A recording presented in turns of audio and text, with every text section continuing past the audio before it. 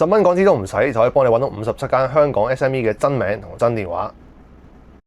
今日呢條片我教大家用 AI 去揾客，最後仲會將成個過程免費 share 俾大家翻屋企自己去 set up。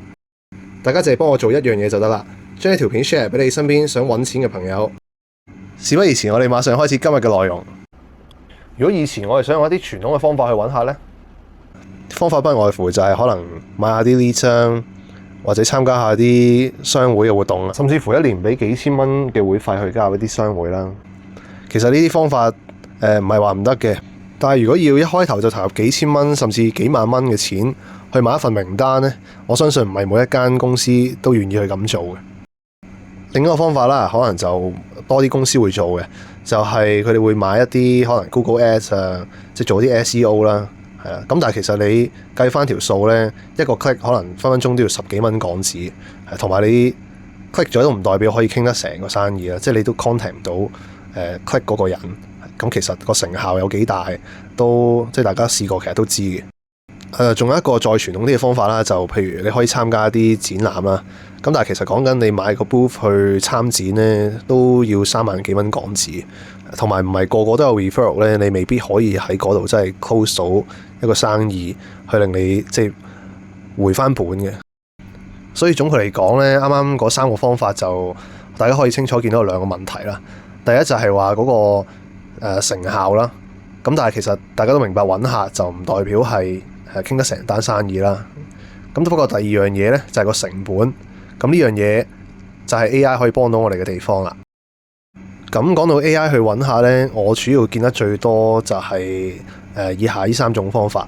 咁當然仲有其他可能更加好嘅方法啦。咁都如果大家知道都可以留言話俾我知。咁首先第一種呢，就係一啲有 website 嘅公司。有 website 嘅公司呢，我哋可以用一啲可能爬蟲嘅軟件去 scrape 佢個網頁，去揾一啲即係 contact 翻嚟啦。跟住再去 enrich 佢哋嘅。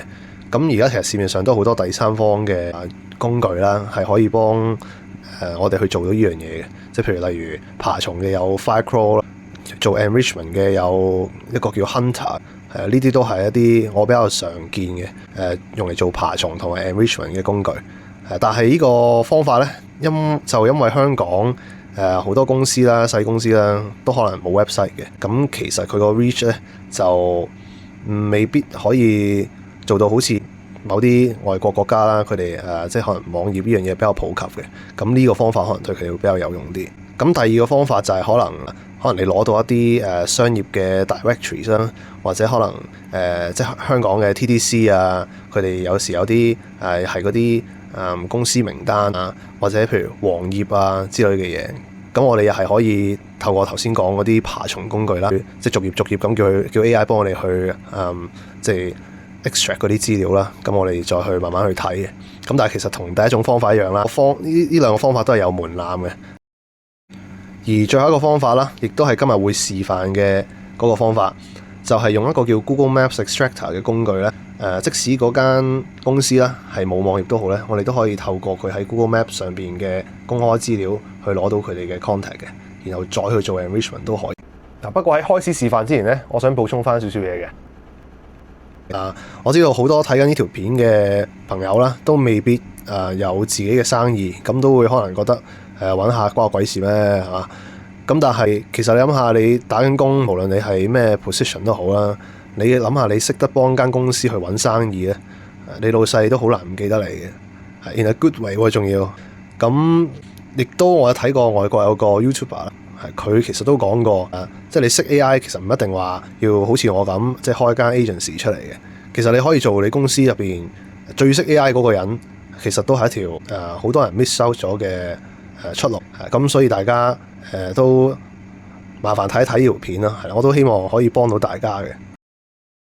好啦，咁入翻正題啦。今日嘅示範呢，我係用咗 Codex 同埋一個叫 Epify 嘅工具去幫我完成嘅。咁唔一定要用 Codex 啊，你可以用其他 AI agent 都可以嘅。咁主要嚟講，即係成個過程啦，就係我首先叫 AI 幫我分析邊一行係最啱我呢個 business 去入手啦。咁佢就揀咗補習社之後呢，我就用 Epify 叫佢喺 Google Maps 度幫我揾晒啱我嘅補習社啦，同埋要有埋電話嗰啲嘅。咁喺呢個篩選嘅過程中呢，咁我都要確定佢揾到嘅資料啦係啱我用嘅，同埋係真係聯絡到嗰個公司嘅。咁所以我都 set 咗幾個 filter 俾佢啦，就係可能冇電話嘅，嗰啲電話格式唔啱嘅，或者重複嘅都唔可以留低。你哋可以就住你哋用嘅 use case 去訂立呢啲篩選嘅條件啦。跟住喺第一次佢 run 完之後呢，我都有攞翻佢俾我嘅呢一份資料啦，去 verify。咁我喺 Google Maps 度係真係揾得翻佢俾我嘅呢啲公司啦，同埋嗰啲資料係真係喺Google Maps 度攞翻嚟，係啦。咁同埋你睇下左下角啦，我真係用咗10蚊都唔使啦，其實就攞到呢57間真係可以聯絡到嘅公司翻嚟。不過都好老實咁講啦，今日免費 share 俾大家嘅呢個揾客 workflow 呢。佢唔擔保你可以揾到生意嘅，佢只係幫你揾到客咁解嘅啫。但係叫做可以幫你創造更加多嘅機會啦，同埋大大咁樣降低咗你嘅試錯成本咯。咁大家首先要做嘅呢，就係上翻 Apify 呢個網啦，咁就乜 program 乜嘢曲都唔使打。上到呢個網之後啦，你就去翻佢呢個叫 Apify Store 嘅地方，跟住就 search 一個叫 Google Maps Extractor 嘅工具啦。咁可能你要註冊咗一個免費 account 先嘅，不過其實都好簡單嘅，即係好似平時咁你即係 sign up 咁樣，你 confirm 翻 email 咁就得噶啦。佢有提供一啲免費額度俾你嘅，咁就絕對夠你去完成同我今日做嘅一模一樣嘅嘢噶。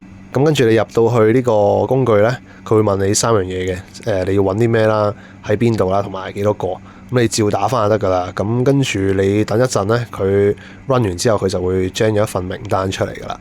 咁你睇一睇我左下角呢個都係見到我用咗真係1蚊美金都唔使就出咗嚟㗎啦，57個公司嘅名單。咁如果你唔想自己撳嘅，你都可以好似我呢個方法咁樣用 Codex 去做。